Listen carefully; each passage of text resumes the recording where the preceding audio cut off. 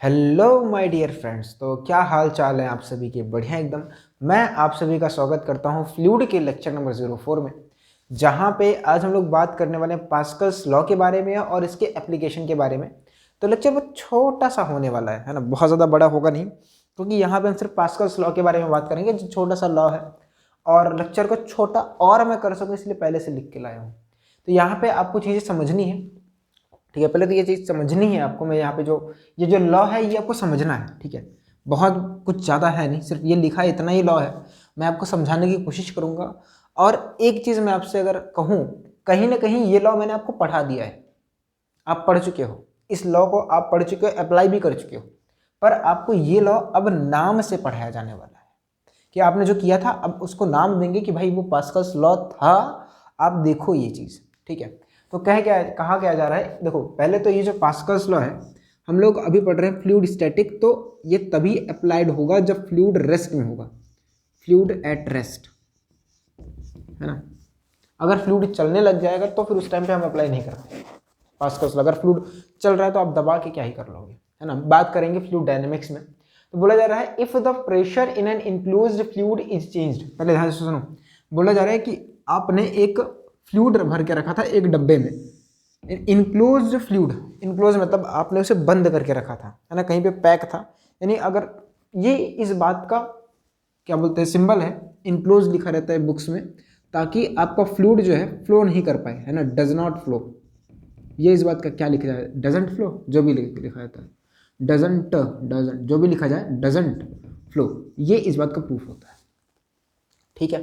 तो बोला जा रहा है कि अगर एक कंटेनर है, मैं आपको कैसे समझाऊं, हाँ देखो, बोला जा रहा है कि अगर आपके पास यहाँ पे कोई एक कंटेनर था, इस कंटेनर पे, है ना, अगर आपने फ्लूइड, जैसे इस कंटेनर में आपने एक फ्लूइड भर के रखा हुआ था, ठीक है।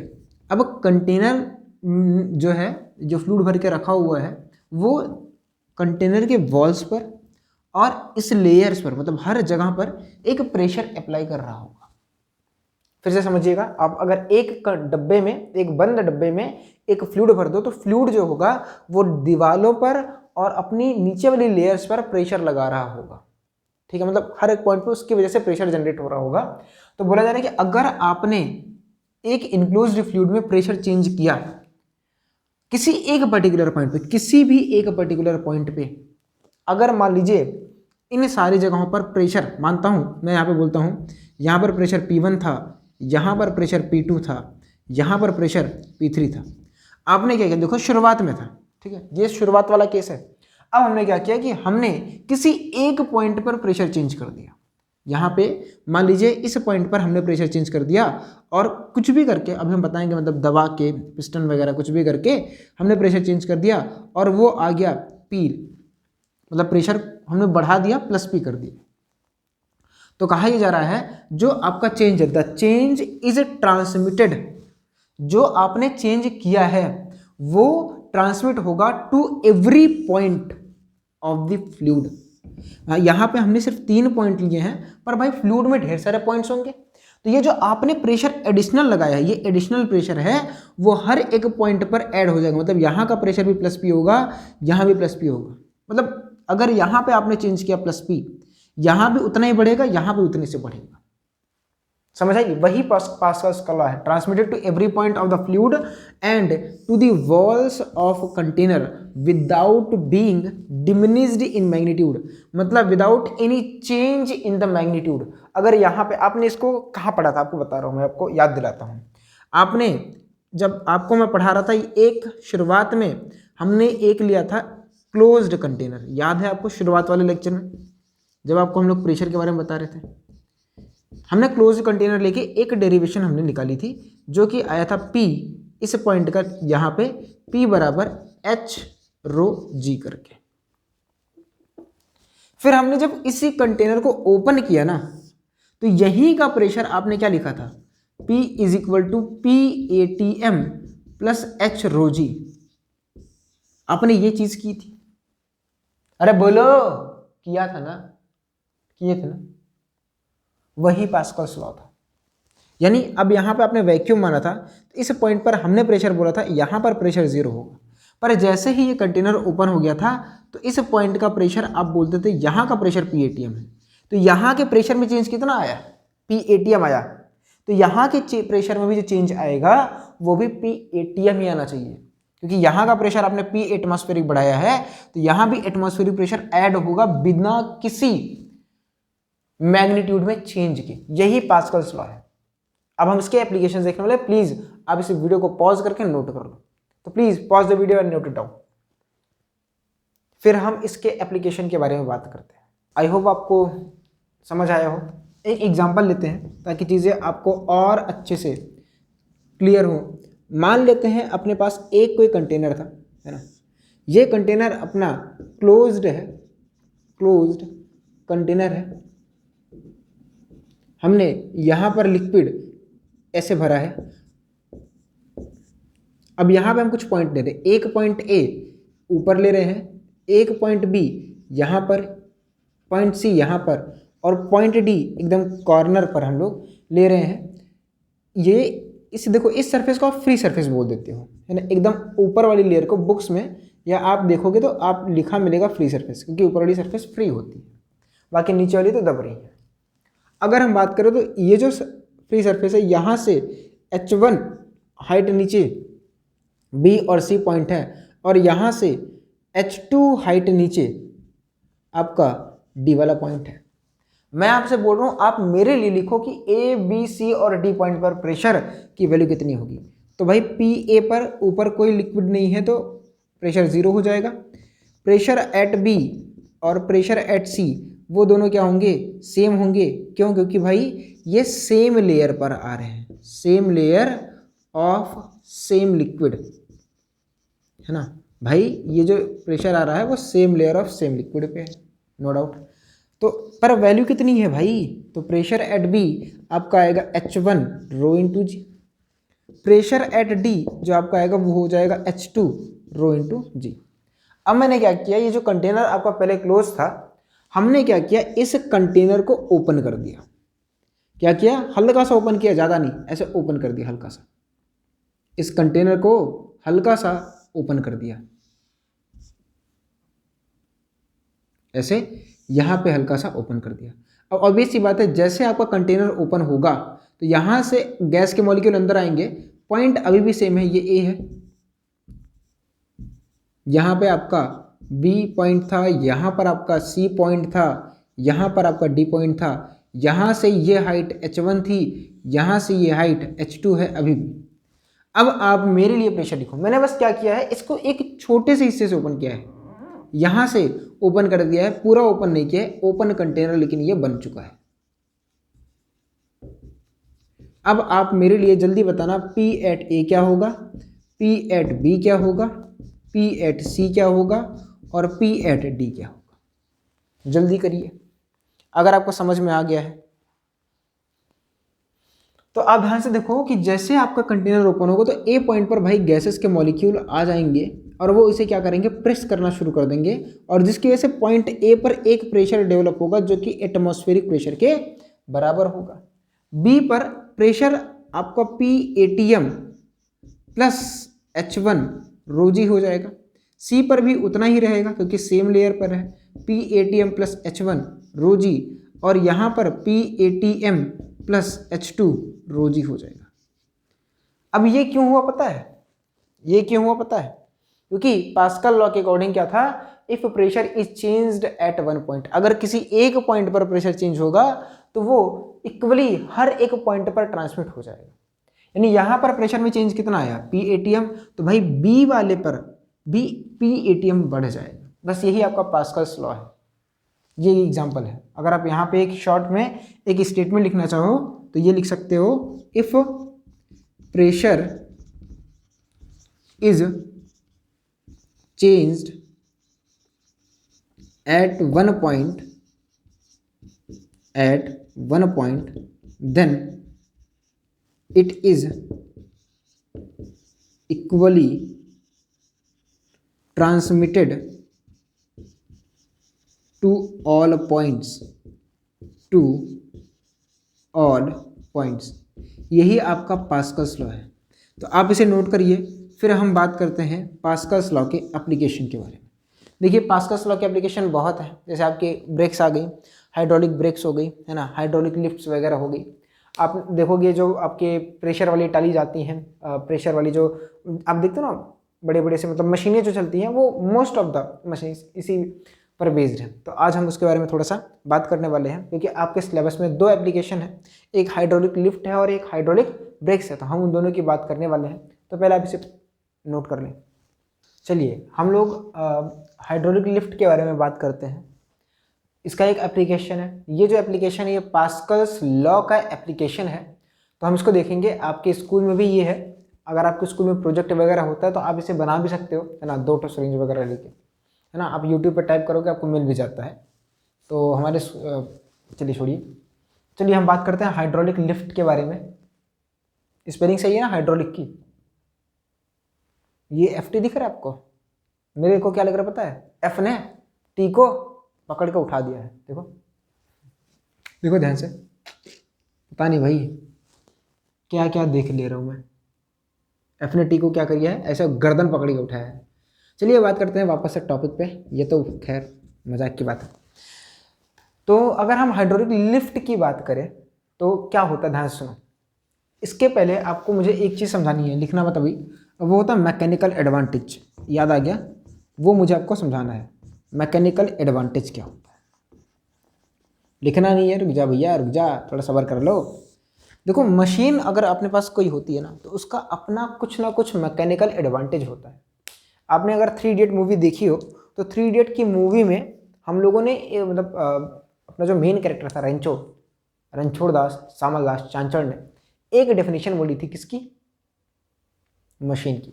जो आदमी के काम को आसान कर दे हम उसे क्या बोलते हैं? मशीन बोलते हैं। मशीन, ठीक है।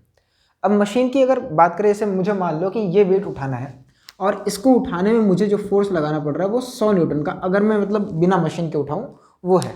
तो अब मशीन का काम क्या है कि मैं इस वेट को 100 न्यूटन से कम वाले फोर्स से उठा दूँ। मशीन का काम तो यही है कि मैं 100 न्यूटन ना लगा के मैं इसे 100 न्यूटन से कम फोर्स लगा के उठा दूँ, चाहे 10 न्यूटन लगा के उठा दूँ, 50 न्यूटन लगा के उठा दूँ, 80 न्यूटन लगा के उठा दूँ। बस मेरा ये मोटिव रहना चाहिए कि 100 न्यूटन से कम लगे और जितना आसान हो सके उतना आसानी से मैं उठा सकूँ इसको, ठीक है। तो हम उसे बोलते हैं मैकेनिकल एडवांटेज। एक होता है ना मैकेनिकल एडवांटेज में, एक आता है अपने पास, एक होता है इफर्ट, है ना, एक होता है अपने पास लोड। या आप ये सब छोड़ो यार इनके बारे में, आप समझो कि एक होता है आउटपुट फोर्स जो आपको मिलता है, और एक इनपुट फोर्स होता है ना, एक इनपुट फोर्स होता है जो हम और आप लगाते हैं। ये सब भूल जाओ, इफर्ट लोड वगैरह, वरना आप बेफालतू कंफ्यूज हो गए। छोटे क्लासेस में आपने पढ़ा होगा। तो आउटपुट फोर्स जो हमें मिलता है मशीन द्वारा, है ना, आउटपुट फोर्स क्या होता है, ये हमें मशीन देती है, और इनपुट फोर्स भाई हम लोग लगाते हैं ना, हम लोग। तो अब अगर इसका जो रेशियो है, इसी को आप बोलते हो मैकेनिकल एडवांटेज। क्या बोलते हो? इसी को आप लोग बोलते हो मैकेनिकल एडवांटेज। और अगर मैकेनिकल एडवांटेज की वैल्यू ग्रेटर देन 1 आ जाए, यानी आउटपुट फोर्स ज़्यादा हो इनपुट फोर्स कम हो, तो हमारे लिए वो मशीन अच्छी मशीन होती है। अब तुम खुद सोचो यार कि 100 न्यूटन का फोर्स लगा के मुझे इसको मैं उठा सकता हूँ नॉर्मली। मैंने एक ऐसी मशीन बनाई जो कि इसको उठाने में, मतलब मशीन से अगर आप इस ब्लॉक को उठाओ तो आपको 1000 न्यूटन का फोर्स लगेगा। तो मैं क्यों ऐसी मशीन यूज़ करूँगा यार? खुद सोचो, लॉजिक लगाओ। और अगर मान लो मुझे 100 न्यूटन लगा के मैंने एक ऐसी मशीन बनाई जिससे मैं क्या कर रहा हूँ कि मैं 100 न्यूटन फोर्स लगाना पड़ रहा है मुझे इसको उठाने की, तो मशीन की ज़रूरत क्या है? समझ आ रही बात कि नहीं आ रही है? कि भाई इस ब्लॉक को मैं क्या चाहूँगा कि मैं कम फोर्स लगा के इस ब्लॉक को उठा लूँ, यानी आउटपुट फोर्स ज़्यादा हो और इनपुट फोर्स कम हो, मतलब मैं कम फोर्स लगा के ज़्यादा फोर्स गेन करूँ। क्लियर है बात? चलिए वापस आते हैं अपने टॉपिक पर। ये एक चीज़ थी जो हम आगे यूज़ करेंगे, इसे आप बोलते हैं मैकेनिकल एडवांटेज या इफर्ट वगैरह। चलिए, तो अब इसमें होता क्या है, हम लोग पास्कल्स लॉ ही यूज़ करेंगे। पहले तो आप समझो कि यहाँ पे क्या है कि ऐसा कुछ करके अपने पास ये एक कोई स्ट्रक्चर है, यहाँ का एरिया ध्यान से मानिएगा A1 हम मान ले रहे हैं, और यहाँ का एरिया A2 है, ठीक है। यहाँ पर ध्यान से देखो पानी नहीं भरा है, इसको आप बोलते हो हाइड्रोलिक फ्लूइड। क्या बोलते हो? Hydraulic fluid. देखो पानी नहीं होता है, ये एक ऐसा फ्लूइड होता है जो इनकम्प्रेसिबल होता है। ये एक ऐसा फ्लूइड होता है, क्या होता है, जो इनकम्प्रेसिबल होता है। जैसे अगर आप बोलोगे, आपके दिमाग में भी आ रहा होगा, सर पानी भी तो भर सकते हैं। भाई देखो, यहाँ पे आप बहुत ज़्यादा वजन वाली चीज़ डाल रहे हो, तो अगर आप पानी डालोगे ना तो क्या होगा, पानी कंप्रेस भी हो जाएगा। तो आपका पहले फोर्स पानी को कंप्रेस करेगा। आपने कई बार किया होगा, जैसे पिचकारी आपने ली हो तो पिचकारी का आगे का नोजल बंद कर दो, आप देखोगे पिचकारी का जो पीछे पिस्टन होता है तो भी आगे जाता है, क्योंकि पानी थोड़ा बहुत कंप्रेस हो जाता है। पर यहाँ पे हम अपने सिनेरियो में मान के नहीं चल रहे हैं, पर हो जाता है। तो हम लोग एक हाइड्रोलिक फ्लूइड यूज़ करते हैं जो वाटर नहीं होता है।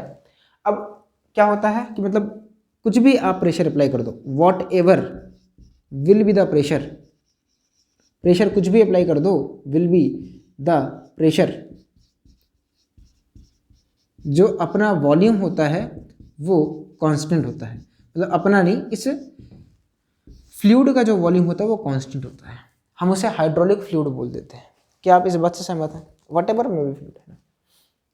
अब ध्यान से सुनिएगा, हमने क्या किया, अब पास्कल्स लॉ अप्लाई करते हैं। हमने क्या किया, यहाँ से अभी देखो ऐसा सिस्टम था, अभी ठीक है मान लेते हैं ऐसा सिस्टम था कि इधर से आपने लिक्विड है और इधर आपका वेट है, ऐसा कुछ भी करके रुके हुए हैं। हमने क्या किया, या ऐसे था, ठीक है कुछ भी कर लो। हमने क्या किया, फोर्स लगाया और फोर्स में इधर दबा रहा हूँ, तो धीरे धीरे करके आपको ये पता है कि ये चीज़ नीचे जाएगी और ये चीज़ ऊपर आएगी। तो मैंने ऐसा सीन लगाया, मैंने क्या किया, इस पिस्टन को दबाया, इस वाले पिस्टन पे फोर्स लगाया, ऐसे समझिएगा इस बात को। मैंने इस वाले पिस्टन पर फोर्स लगाया और फोर्स लगाया F। हमने फोर्स कितना लगाया, F, ठीक है, ये अप्लाइड फोर्स है हमने जो लगाया है।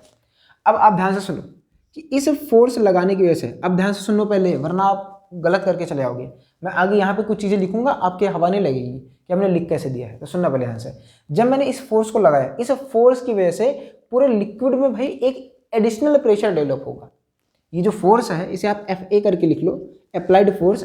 इस अप्लाइड फोर्स की वजह से एक एडिशनल प्रेशर डेवलप होगा इस पूरे फ्लूइड में।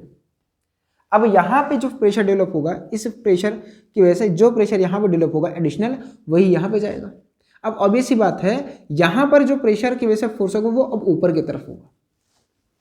भाई यहाँ पे प्रेशर, फ्लूइड जो प्रेशर आ रहा है वो नीचे दब रहा है ना, तो यहाँ पे प्रेशर की वजह से जो फोर्स होगा वो ऊपर की तरफ होगा। तो अब क्या कर रहे हो, आपने क्या किया, आपने इसे होल्ड किया। देखो शुरुआत वाली सिचुएशन मान लो ऐसे रही होगी, ध्यान से सुनो। शुरुआत में मान लो आपका वेट यहाँ पे मेरे इस हाथ पे था, ऐसे मैं ऐसे रख लेता हूँ, ठीक है, ऐसे था, है ना, ऐसे था शुरुआत में। अब मैंने क्या कि इस पे फोर्स लगाया, इस वाले पे फोर्स लगाया, तो ये जो वेट था अब धीरे धीरे ऊपर आया, एक लेवल पे है। अब मैंने क्या करके रखा है, एक फोर्स लगा के इन दोनों को बैलेंस आउट करके रखा हुआ है। क्या करके रखा हुआ है, बैलेंस आउट। ये एक ऐसी सिचुएशन है। आपको मेरी ये बात समझ आई है ना। तो हमने क्या किया है, F एक एडिशनल फोर्स अप्लाई किया है ना। If we apply force, if we apply force on smaller piston, है ना, अगर हम स्मॉलर पिस्टन पर फोर्स लगाएं तो प्रेशर जो होगा P एडिशनल जो डेवलप होगा, P एडिशनल डेवलप्ड, जो एडिशनल प्रेशर जो DEVELOPED जो एडिशनल प्रेशर डेवलप होगा, है ना, वो कितना होगा, वो होगा FA/A1। और यही प्रेशर ट्रांसमिट होकर पूरे फ्लूइड में जाएगा और यहाँ भी अप्लाई करेगा। आप मेरी इस बात से सहमत है कि नहीं सहमत है, कि भाई यही जो प्रेशर है वो यहाँ पे जाके लिक्विड को ऊपर की तरफ क्या कर रहा होगा, इक्विलिब्रियम में रख रहा होगा। क्योंकि जैसे ही आप ये वाला फोर्स हटाओगे, खटाक से ये चीज़ नीचे चलेगी, मतलब सॉरी, खटाक से ये चीज़ नीचे चली जाएगी। आपने फोर्स लगा के इसे ऐसे बैलेंस आउट किया है, जैसे आप यहाँ वाला फोर्स हटाओगे ये चीज़ नीचे चली जाएगी और ये चीज़ ऊपर चली जाएगी। क्या आपको ये बात समझ आई? तो आपके इस वाले प्रेशर की वजह से यहाँ पे एक फोर्स लग रहा होगा जो कि ऊपर की तरफ इसके वेट को बैलेंस आउट कर रहा होगा। क्या आप इस बात से सहमत हैं, है ना। तो बाई पास्कल्स लॉ क्या होगा, बाई पास्कल्स लॉ क्या होगा, अब बोलिए भाई। पास्कल्स लॉ की वजह से क्या होगा, जो अभी आपको मैंने बताया कि यहाँ से ये वाला जो प्रेशर है, ये उस वाले पॉइंट पर भी जाएगा, अभी हमने सीखा था। तो यहाँ पर जो P एडिशनल होगा हम लोग लिख सकते हैं वो वेट अपॉन A2 के बराबर होगा और यही बराबर होगा FA/A1। ये इक्वेशन आपको समझनी है कि मैंने कैसे लिखी। भाई यहां पर जो वेट होगा वो नीचे की तरफ फोर्स लगा रहा होगा ना,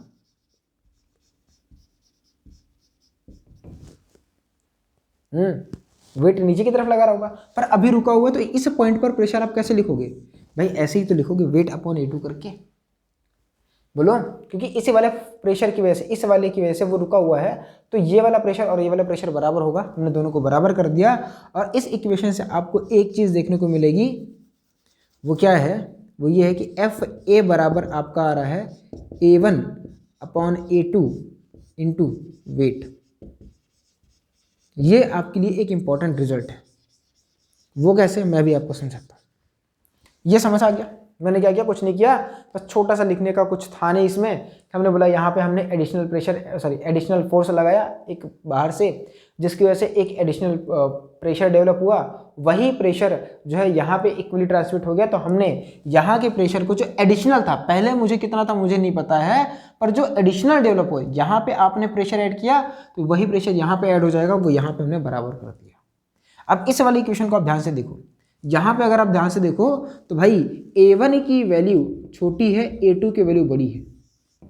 इसका मतलब क्या है? इसका मतलब ये है कि A1 अपॉन A2 की जो वैल्यू है ये लेस देन 1 आएगी। यानी आप क्या कर रहे हो पता है? कि आप वेट में एक बहुत मतलब एक से कम नंबर को मल्टीप्लाई कर रहे हो, तो ऑब्वियस सी बात है जो FA है वो वेट से कम होगा। तो यहाँ से आप क्या निकालोगे कंक्लूजन, कि F अप्लाइड जो है वो वेट से कम है। यानी आप वेट से कम फोर्स अप्लाई करके आप उस वेट को उठा दे रहे हो, और मशीन का काम तो यही है कि आप किसी भी चीज़ को आसानी से कर सको। तो वेट से कम फोर्स लगाकर आप क्या कर ले रहे हो, उस वेट को उठा ले रहे हो, और यही क्या है, हाइड्रोलिक लिफ्ट का काम है। आपने देखा होगा कार वगैरह को लिफ्ट करने के लिए यही सब चीज़ें काम आती हैं। तो प्लीज़ आप इसे नोट कर लीजिए, है ना, आप इसे नोट कर लीजिए। तो please pause the video and note it down. एक छोटा सा एप्लीकेशन आपके सिलेबस में और है, जो कि आपका हाइड्रोलिक ब्रेक्स करके है ना, आप या डिस्क ब्रेक बोल सकते हो, आजकल तो हम इसे यही बोलते हैं, है ना, ब्रेक्स के ऊपर अप्लाइड है। तो ऐसा कुछ स्ट्रक्चर होता है, यहाँ पे अपना पाँव होता है। आप क्या करते हो पता है, जैसे आपकी गाड़ी बहुत तेज़ी से चल रही है, बहुत, देखो साइकिल में तो अपनी गोटियाँ होती हैं, ब्रेक शू काम कर लेता है, पर आप सोचो ना साइकिल की स्पीड बहुत कम होती है कंपेरिजन टू गाड़ी भाई। तो कार दौड़ रही है 100 120 इतनी रफ्तार पे, 60 70 पे रफ्तार पे, आपको उसे रोकना है, तो रोकने के लिए भाई ज़्यादा फोर्स भी तो चाहिए होगा। अब ज़्यादा फोर्स कब अप्लाई करोगे? पैरों से दबा के तो आप उतना अप्लाई नहीं कर पाओगे। आप देखो ब्रेक को कितना आराम से दबाते हो, और 100 किलोमीटर की चलती हुई 100 किलोमीटर पर आवर से चलती हुई गाड़ी जो है वो रुक जाती है खट से।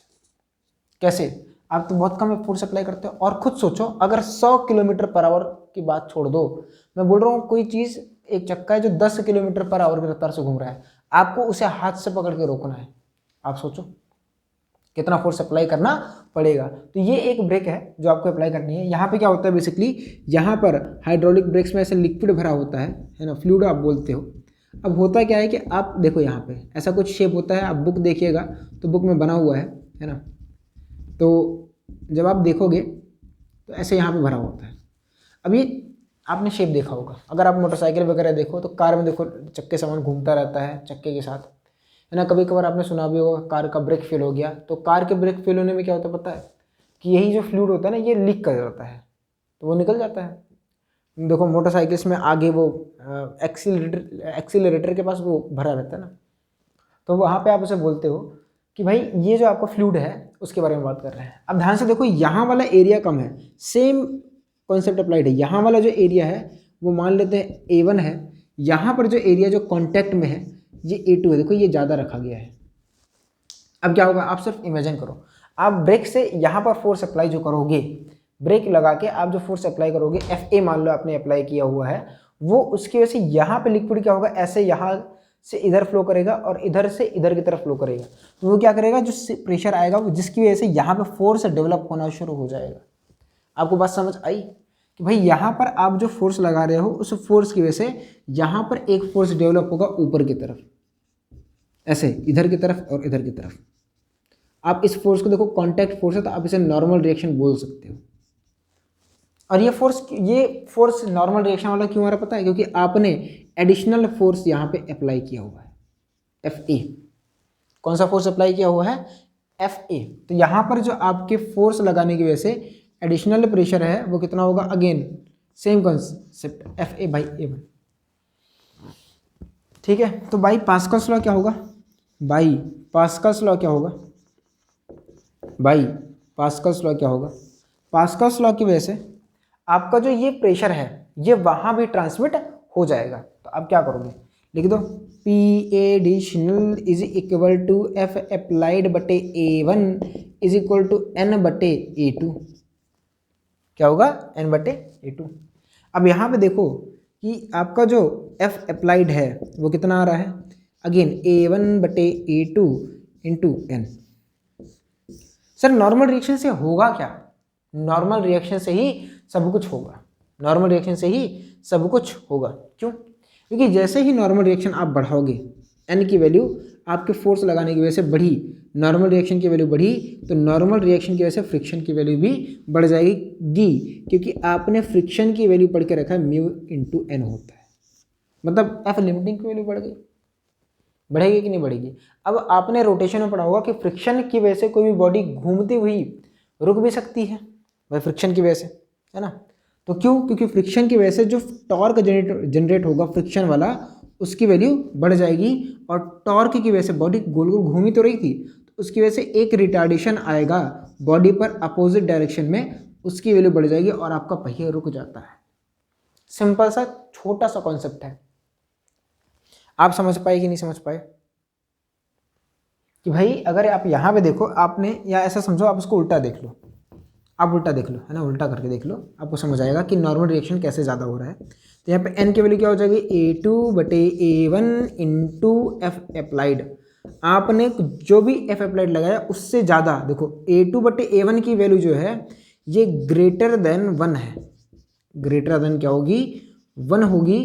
तो इसका मतलब क्या है, इस फॉर्मूले के अकॉर्डिंग आपका जो है आप कम फोर्स लगा के ज़्यादा कॉन्टैक्ट फोर्स डेवलप कर रहे हो, मोर कॉन्टैक्ट फोर्स इज डेवलप्ड, और ज़्यादा कॉन्टैक्ट फोर्स के डेवलप होने की वजह से ज़्यादा फ्रिक्शन डेवलप होगा, और फ्रिक्शन डेवलप होने की वजह से फ्रिक्शन की वजह से जो टॉर्क था वो ज़्यादा होगा, और उसकी वजह से एक रिटार्डेशन आएगा जो चक्के को रोकता है। समझ आई बात। तो ये आपका पास्कल्स लॉ था और उसके एप्लीकेशंस थे। तो आज के लिए मतलब सॉरी इस लेक्चर में हम लोग इतना ही रखते हैं, ठीक है। और अगला जो लेक्चर होने वाला है वहाँ पे हम लोग बात करने वाले हैं कि फ्लूइड जो है आपका एक्सेलरेटेड फ्रेम में होता है, उसकी बात हम लोग करने वाले हैं। तो आप थोड़ा सा, मैं आपको हिंट दे देता हूँ, आप लॉज ऑफ मोशन का ये वाला पोर्शन पढ़ के आइएगा, क्योंकि जो आपका अगला लेक्चर है वहाँ पे हम लोग बात करने वाले हैं, है ना। लॉज ऑफ मोशन में आपने एक चीज़ पढ़ के रखा था, सूडो फोर्स, है ना, तो आप उसे एक बार पढ़ लीजिएगा, सूडो फोर्स, है ना, सूडो धोखे वाला बल, है ना, नकली बल, नकली फोर्स।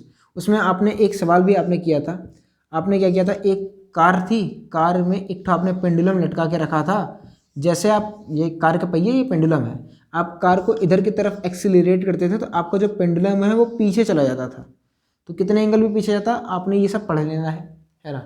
आप अगर पढ़ोगे तो आपको अगला लेक्चर यानी जो आपका फ्लूइड का लेक्चर नंबर 5 है वो समझने में काफ़ी मदद मिलेगी। तो आज के लिए बस इतना रखते हैं, पढ़ते रहिए, ऑल द वेरी बेस्ट, नमस्कार, बाय।